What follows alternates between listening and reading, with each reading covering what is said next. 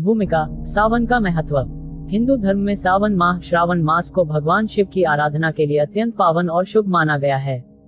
यह महीना विशेष रूप से भगवान शिव को प्रसन्न करने के लिए व्रत, उपवास, रुद्राभिषेक और भक्ति में लीन रहने का समय होता है।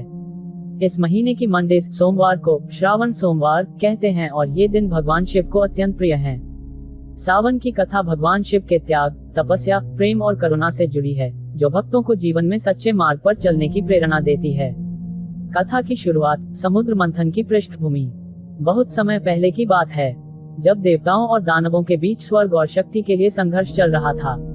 उस समय महर्षि कश्यप के दो पुत्र वंश देव और असुर दानव आपस में लगातार युद्ध करते रहते थे। एक समय ऐसा आया जब देवताओं ने अपनी शक्ति खो दी और असुरों के आगे असहाय हो गए। तब भगवान विष्णु ने उन्हें एक उपाय बताया, समुद्र मंथन। इस मंथन से अमृत की प्राप्ति हो सकती थी, जिससे देवताओं को अजेय बनाया जा सकता था। समुद्र मंथन के लिए मंदराचल पर्वत को मथानी बनाया गया और वासुकी नाग को रस्सी।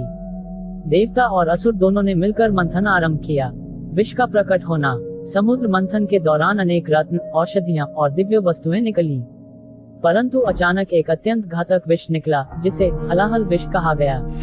ये विष इतना भयंकर था कि अगर वह धरती पर गिरता तो समस्त सृष्टि नष्ट हो जाती। देवता और असुर दोनों ही उस विष से घबरा गए। विष के तेज से तीनों लोक, स्वर्ग, पृथ्वी और पाताल जलने लगे। तब सभी देवता और ऋषि मुनि भगवान ब्रह्मा और विष्णु के पास पहुंचे, लेकिन किसी के पास उस विष को रोकने का उपाय नहीं था।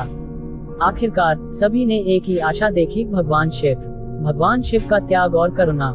जब सभी देवता कैलाश पर्वत पर भगवान शिव के पास पहुंचे और विनती की, तब भोलेनाथ ने संसार की रक्षा के लिए उस भयंकर विष को स्वयं पीने का निर्णय लिया। भगवान शिव ने वह हलाहल विष अपने कंठ में रोक लिया, ताकि वह उनके शरीर में नीचे न जाए और धरती को भी क्षति न पहुंचे।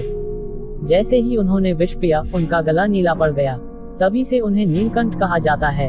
इस विष की तपन को शांत करने के लिए सभी देवी देवता और भक्तों ने गंगा जल, बेलपत्र, दूध और शहद से भगवान शिव का अभिषेक किया। तभी से यह परंपरा चली आ रही है कि सावन में शिवलिंग पर जल चढ़ाया जाए। सावन में सोमवार व्रत की उत्पत्ति।